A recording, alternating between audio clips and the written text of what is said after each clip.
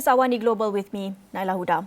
The war continues to rage with now Gulf countries facing a dilemma stuck between the United States, Israel and Iran. In this episode, we want to ask several critical questions. How long will this war last? What do the United States and Israel actually want to achieve out of this? And will Iran's political system survive, especially without the former supreme leader? To unpack some of these key questions, we have joining us on this episode of AWANI Global, we have Dr. Rowena Razak, lecturer in Middle East History, School of Oriental and African Studies, University of London. We also have joining us Professor Dr. Maszlee Malik, chairman of the International Institute of Advanced Islamic Studies, IAIS. Thank you so much to Dr. Rowena and Prof for joining us today. Maybe I can begin with Prof. Maszlee. Just some of your overall thoughts on what's been happening, recent developments between the US, Israel and Iran. What do you make of this? I think things have been escalated, and the exchanges of missiles, exchanges of bombs keep happening in both part of the parties. As we can see, Iran has escalated their attacks on not only on Tel Aviv but other parts of Israel, and as if that they've been preparing themselves for this moment since forever. And as for Israel and US, they're sort of planning to overthrow what they call as regime, which they considered as the main objective of the whole thing, the whole war at the moment. Yeah. So what do we expect from it? It depends on how long can Israel sustain. As we can see, during the 12 days war, it was Israel who demanded from the United States of America to interfere to stop the war. And I think they never expected that it would be this intense in compared to the previous one. Rowena, what about you? What are your thoughts on this? Thank you so much for having me. Very much agree with Professor. It's going to be quite difficult for Israel to sustain the war. Iran has shown that it has quite significant capabilities. It has shown the extent of its arsenal. It has also shown that it is able to sustain at least quite a limited war, but significant. So it's going to be hard to say how long this will last. It will be hard to say what's going to happen, whether negotiations are still on the table. The diplomatic option is still on the table. The first thing they would need to do is to secure a kind of ceasefire between the US, Iran, and Israel. At the moment, that doesn't seem to be that doesn't seem to be forthcoming. But I think parallel to all of this is just the overall need to find a kind of solution, a long-term solution to find peace in that region, which is going to be very hard because everyone's objectives are quite different. And what Israel and US want to achieve in the region, and they're kind of achieving it now, which is discord between the Gulf states and Iran.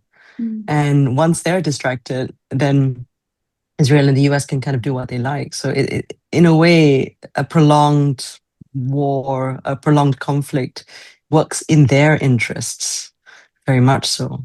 So we'll have to see.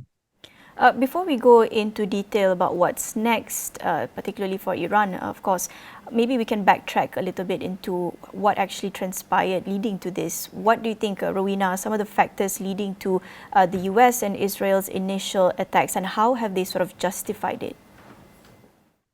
I think we need to kind of look even further back. This is a long-term plan by US and Israel to weaken Iran. It started really in 2020, back with the killing of the Al-Quds commander, Qasem Soleimani, when they targeted him and assassinated him back in 2020. So this has been a long-term plan to weaken Iran. So they've started first by weakening Iran's foreign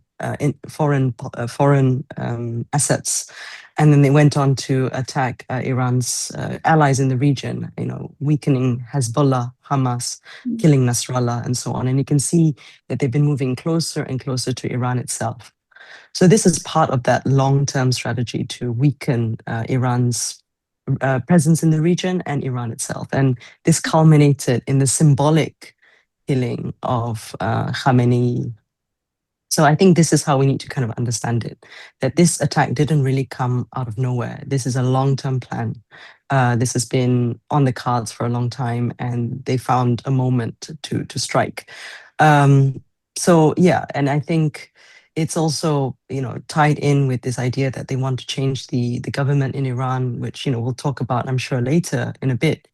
So, but that's what I wanted to say, that this is where it's coming from. And in the middle of negotiations that they were having originally, but it just shows how much they're using military force to weaken Iran.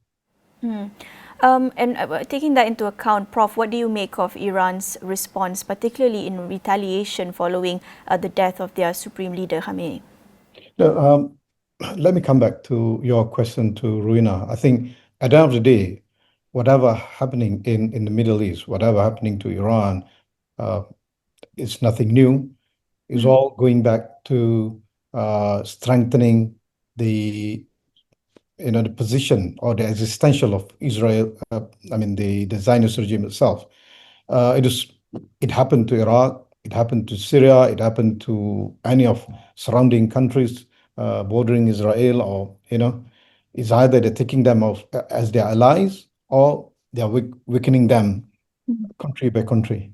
So, by the pretext of disarming nuclear program and bringing down the regime and whatnot, I think the modus operandi is still the same. They want to make sure that no strong Arab or Muslim countries surrounding them that can impose threats to the very existence of the state that they call Israel. And coming back to your question, looking at their response by Iran, it is not, it is not unexpected from Iran. What we have seen during the 12 days war was only a prelude to what's happening now. But at the end of the day, when you're talking about, toppling a regime or bringing down a government, America did that to Iraq, America did that to Libya, they did that to Afghanistan. But I don't think that would work in Iran, because at the end of the day, it's not only the airstrikes that count. The land troops, the land war is the major things that would happen. One thing about other countries and compared to Iran is not based on certain individuals. Iran is not based on certain, let me say, group of people. It's based on a system that was well grounded amongst the people. Yes, I would say that the people of Iran, not all of them are agreed with the regime, not all of them are agreed with the clerics or whatnot. But when it comes to the state of war, they've been united, and the long history of the Persian people. War is only part of their life, and they're well prepared for the sake of their existence. So what we have seen these days, the missiles, like I mentioned earlier, yes, they are going to running out of all those missiles or all those rockets, but can Israel sustain until that days arrive? I think you pointed out something very important there, that Iran in itself is not a monolith, that it contains these multitudes, much like any other country. I think, Rowena, it's interesting to see the sort of different reactions to what's been happening, particularly with the death of the Supreme Leader Khamenei. You see some celebrating, others mourning and grieving for his loss. What do you think this says about Iran? It's, I think, easy to sort of label a certain group as pro-regime and another label as pro-war, perhaps. There's this sort of debate that's been going on within Iranian social media. What do you make of this, Rowena? It's good. It's very interesting. And as you said, no population is a monolith. Everyone has different opinions. Everyone has had different experiences. And the thing is, as Professor said, the Iranian system is quite resilient and very well grounded. So from there, that's why we can understand why that the removal of Khamenei has kind of has not resulted in a collapse of the system. The system is still very much quite resilient. And the various, reactions to his death, it's complex. Khamenei has been in power in Iran since 1989. That's a very long time to be in power. And under his watch, you've seen quite a lot of things happen in Iran. We had to see Iran stabilize itself after the Iran-Iraq war. And under his watch, you see the, stabilization of the country, the economy kind of coming back on track. We saw the opening of the country in many ways. So there are people who, who benefited from his leadership. And at the same time, the Iranian government is known to crack down on opposition and protests to its leadership quite strongly. Things like the Women Life Freedom movement in 2022, but even before that, with the Green Movement in 2009, when Mir Hussein Mousavi won the election, didn't win the elections, and there were calls that the elections were rigged, and there was huge protests in 2009, which was brutally suppressed by the government at the time under Khamenei. People still have memories of that. And I think this is probably why we see the celebrations on the street, because people did suffer under those suppressions. So this is one of the reasons why we saw that. But at the same time, of course, we saw the mourners, the people who bought into the system, who benefited from his rule.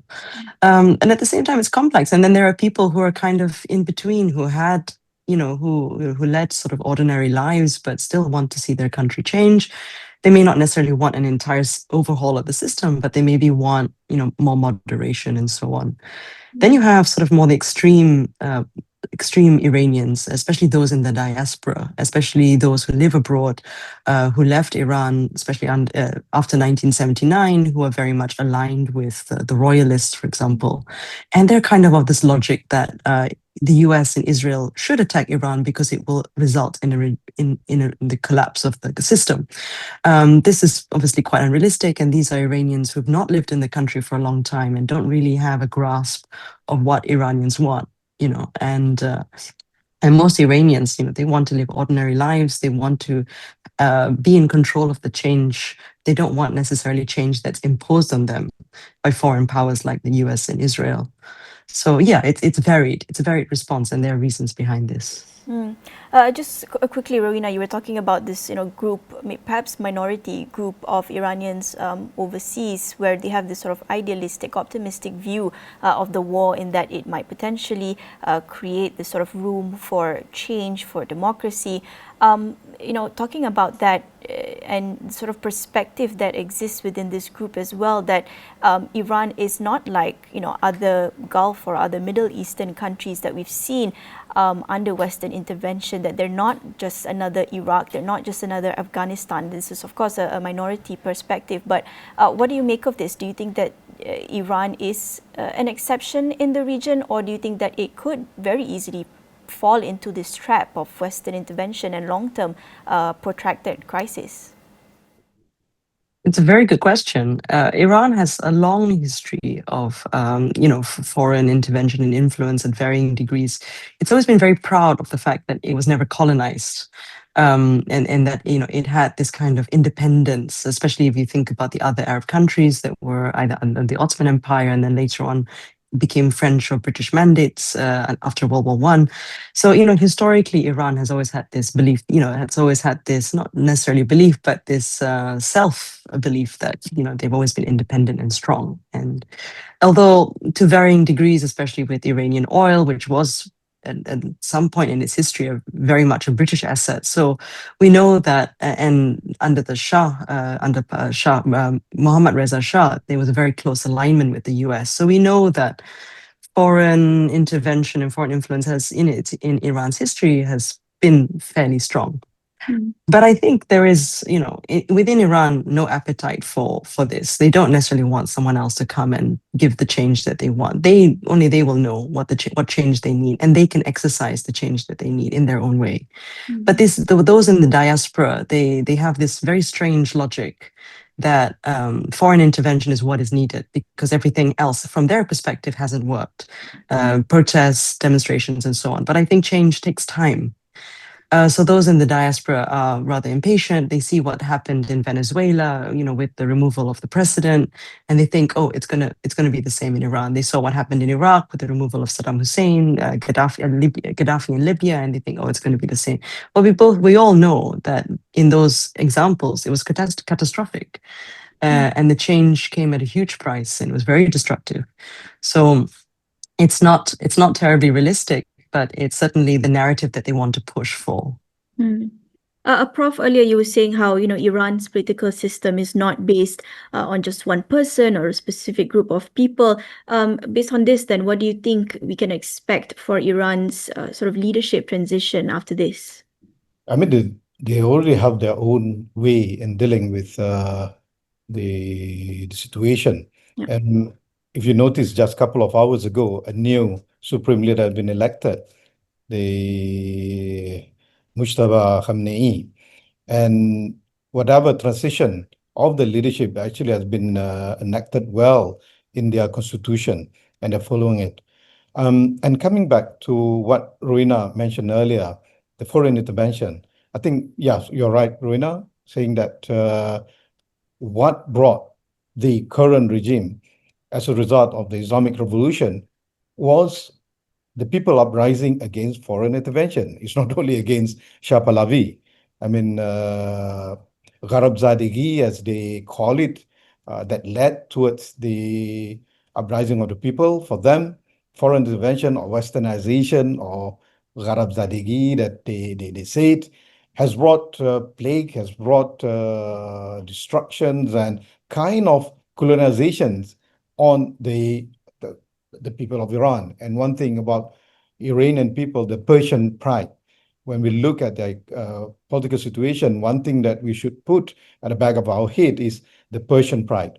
Rowena pointed a very salient point, saying that for the Iranian people with that Persian pride, they will not accept foreigners to come and invade them, foreigners to come and dictate them, and what more, those foreigners are the Americans and the Israelis. And for that, what happened today has pushed the Iranian people within Iran to be united more than before. I mean, yes, they always wanted change, but it's a matter of changing between the moderates, some call them as the reformists, and the conservatives or the muhafizun, the clerics. But at the end of the day, they never would allow things that happen in Iraq, things that happen in Libya, things that happen in Syria and other places to happen in Iran. And one thing, like I mentioned earlier, when we look at Iran, we need to understand the long history of the Persian people, of the Farsi people. I mean, they are people of resilience, and for them, wars and battles, it is part of their history in compared to the other part of the region, and what more compared to Israel and United States of America. I want to move beyond Iran and look at some of the more immediate impact on other countries, particularly in the region, in the Gulf. Rowena, what do you... Nailah, Yes. you just sorry to cut you off. Please, yes. I mean, one thing when we talk about Iran, yes, Rowena was right when she pointed out at the Iranian in diaspora. They've been detached from the situation in Iran, and they always thought that they wanted to bring the situation abroad back to Iran, which actually quite impossible. And the situation in Iran, unlike what we always thought. I mean, what we thought about Iran, everyone, all women was forced to wear chador, and everything was very rigid or not. Actually, that's not the reality in Iran. If you have been to Iran, and I suppose Rowena has been to Iran for certain period of time, whether you're visiting or you're doing research or not, you will realize that whatever been reported by the Western media actually is not what's happening on the ground in Iran. In Iran, you would find whatever you say about those liberal young people and open-minded people, they do exist, and I did enjoy attending some of their concerts, some of their things that unfortunately have never been reported by the Western media.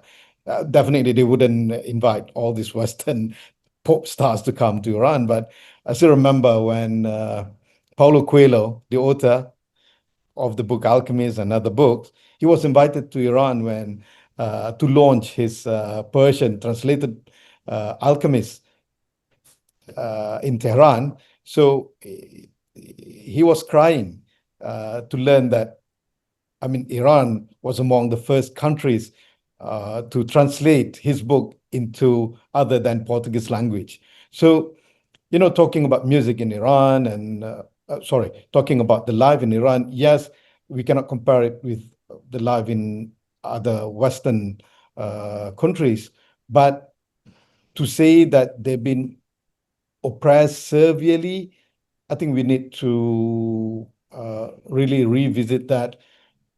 I mean, at least what I've seen in Iran and what I've gone through during my, brief sojourn there a couple of times. Yeah. Yeah, I mean, I guess not as massively reported or skewed in Western media, but of course there is, to some extent, oppression regardless. But I think we don't have much time. I think, Rowena, what's also important is for us to look at the sort of timeline, if there is any, to this war. Do you think that this will go on for much longer, given what we've seen from the US, Israel and Iran? As you said, there's still a lot of resilience on the Iranian side. There's still a lot of, this massive arsenal that they've been trying to flex in the past few days. How long do you think this war will last, Rowena? Thank you for the question. With regards to, I think we have to sort of understand it within the context of Iran's reaction, especially by attacking the Gulf states. These are, this has been quite unusual. This is quite an unusual move because when we think about last year, they only attacked the US base in Qatar. But now they've actually started to attack most of the Gulf countries, and not just US military assets, but now also civilian targets, airports, residents, and so on, and also Qatar's oil and natural gas resources and infrastructures. And Qatar released a statement that it has not been in touch with Iran. So we can see tensions are quite high. Iran didn't have many allies in the Gulf, but now it's only very few allies are also starting to become quite impatient with Iran's reaction. It takes, it's a lot for Qatar to take these missiles on, to intercept these missiles. It doesn't look good for the country. For UAE, for example, they're very worried that this shows that it's no longer the stable region that it wants to be. So it's really, Iran is testing the Gulf's patience. So far, they're not going to retaliate directly. They're letting the US retaliate on their behalf. Mm-hmm. So one hopes that this, because the Gulf is not going to retaliate, then it won't go on for much longer. It's just going to be Iran and the US kind of exhausting themselves. There's only so much they can do after this, besides a ground invasion of Iran, which is very unlikely. Mm-hmm. And similarly with Iran, they've exhausted most of their options. They're now closing the Strait of Hormuz. They're showing that their system is going to go on, that the government hasn't collapsed. They've already attacked all their Gulf neighbors.